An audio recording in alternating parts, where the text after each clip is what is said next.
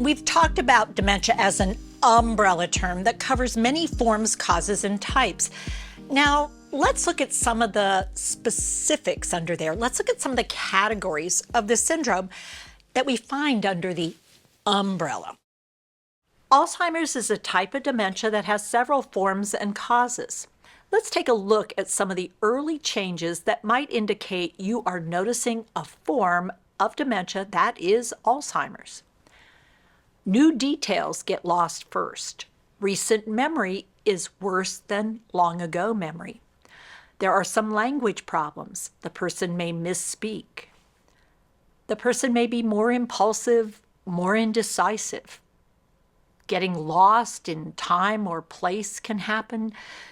And there are several forms and patterns that might emerge.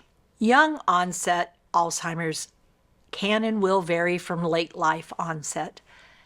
People with Down syndrome have a high risk of developing Alzheimer's. You will notice changes over time, about 6 months at a time typically.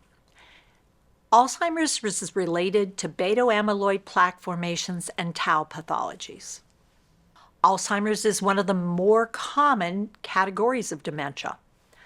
The word Alzheimer's, unfortunately, is all too often used as a substitute for the more inclusive and global word dementia, causing people to believe all dementia is Alzheimer's, and that simply is not the case. A second category or form of dementia is Lewy body dementia.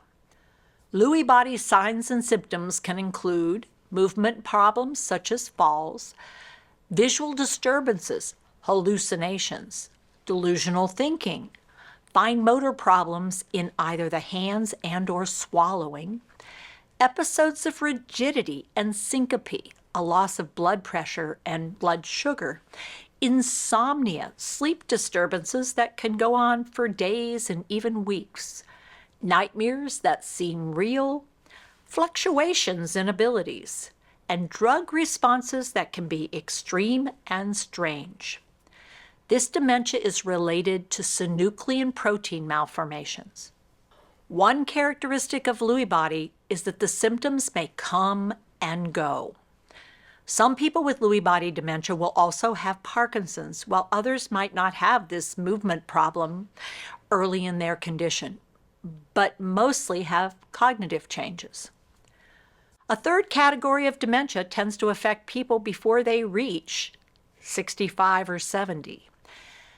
Frontotemporal dementia is the most common form of young onset dementia. Frontotemporal signs and symptoms include, in the frontal lobe, impulse and behavioral control changes, saying in unexpected, rude, mean, or odd things, apathy, not really caring and not doing anything, problems with initiation or sequencing, disinhibition, whether it's sex, food, drink, emotions, actions, or words. And then we have temporal lobe issues, language change, difficulty with speaking or missing and changing words, or the rhythm might be okay, but the content is missing. Or it could be that both the content and the rhythm is problematic.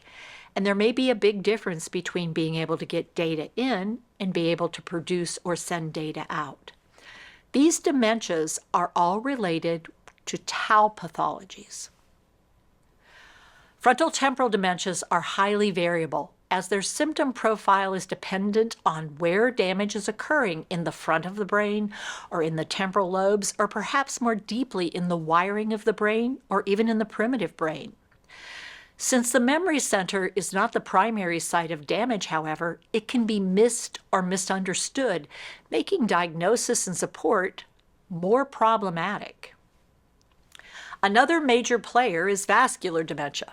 In this situation, it's not the brain cells themselves that are the problem. It's the nourishment system and the blood supply. But if cells can't get oxygen and nourishment, they will die. Because it's blood supply related, it's less predictable in its course and how quickly it will progress. Vascular signs and symptoms might include sudden changes in ability, some recovery, symptom combinations that are highly variable, days that are bounce back and good days combined with bad days, judgment and behavior that are not the same as they used to be, spotty losses, emotional and energy shifts. It is the least predictable of the dementias and is caused by problems with blood flow, oxygen, and nourishment of the brain cells.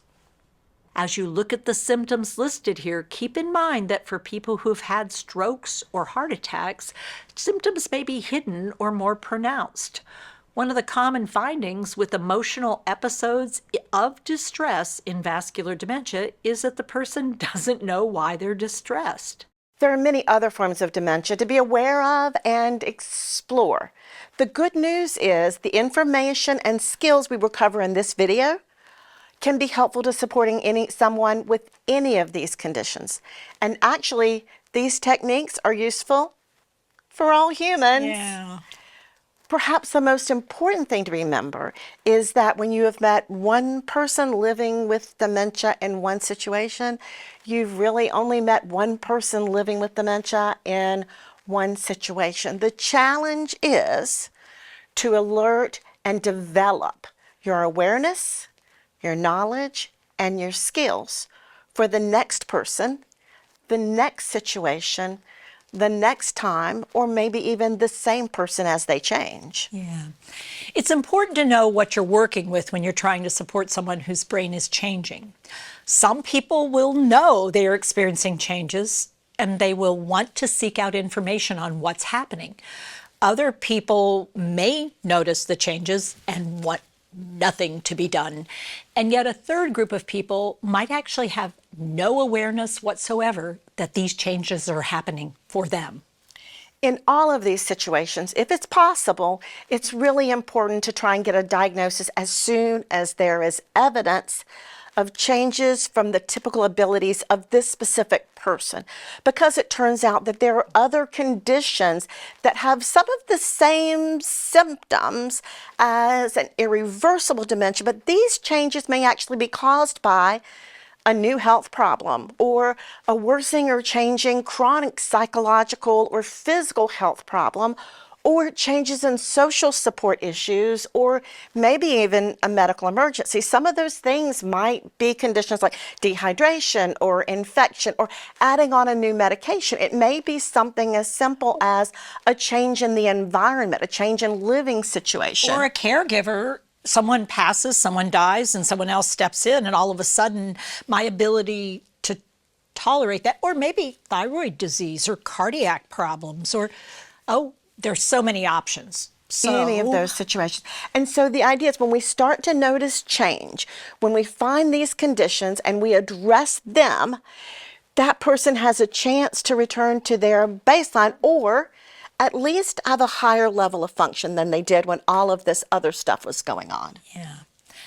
Everyone deserves a good workup when the symptoms are noticed. Even if someone is already living with dementia, other conditions can impact how life can be lived and can cause additional harm if missed.